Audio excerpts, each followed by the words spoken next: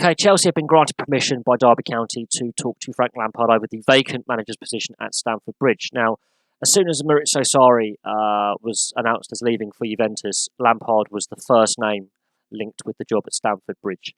Derby have obviously spent a lot of time recently trying to entice him to stay, with contract negotiations to extend his stay and also increase the buyout clause.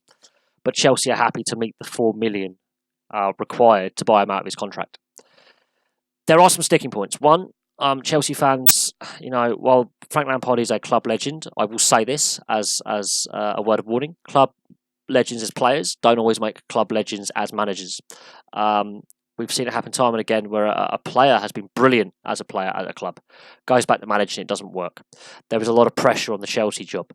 Abramovich, he doesn't have a lot of time or patience. Managers can bring success. Look at Conte, look at Sarri. They brought trophies for 3 consecutive seasons. Both are out of a job.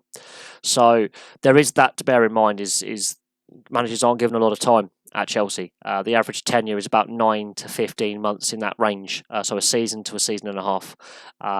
Managers don't tend to last very long. It's very rare that a manager gets a second season. So Conte was a rare one, as was Mourinho, a second full season. Mourinho managed to last 3 seasons in both spells, never went past the 3-season mark. So that is an interesting point of note. Secondly, the ongoing transfer embargo. If Chelsea are successful in their appeal, that may help the situation. But Frank Lampard is that type of person where he doesn't like leaving a job unfinished. I think it's a difficult one because obviously Chelsea are the bigger club. They've won more, they're a bigger club with financial resources and success. But I think he will be frustrated with himself if he does go to Chelsea, leaving the job unfinished at Derby County. I think he wants to get them promoted to the Premier League, and he wants to get them stable in the Premier League. I think that's what he would love to do. But this opportunity doesn't come along very often. So it's going to be interesting to see how those discussions go, if Chelsea can entice him away from Pride Park, and I will always know it's Pride Park, and entice him to go to Stamford Bridge and take on a team where there are issues with transfers. They can't sign any new players at the moment. And the managerial, I wouldn't say success rate, but the managerial mortality rate is very high. Abramovich has had 9 permanent managers since he bought the club. If that's not including interims and caretaker bosses as well, this will go into mid-double figures if we counted all the times that an interim manager's been there or a caretaker manager.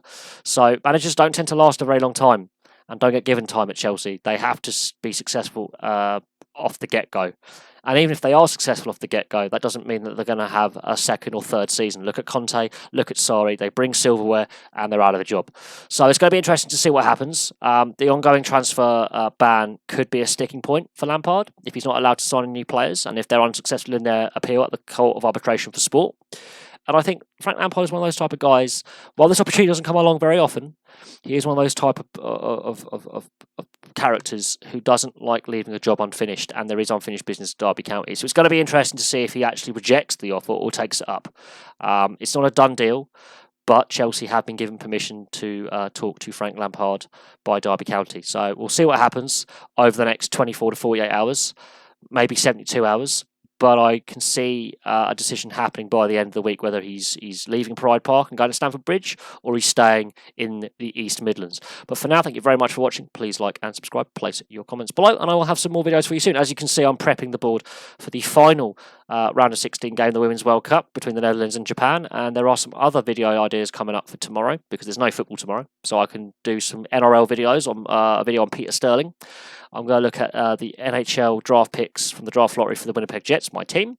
And we've got a few other bits and pieces to look forward to. But for now, thank you very much for watching. Please like and subscribe. Place your comments below, and I'll have some more videos for you very, very soon.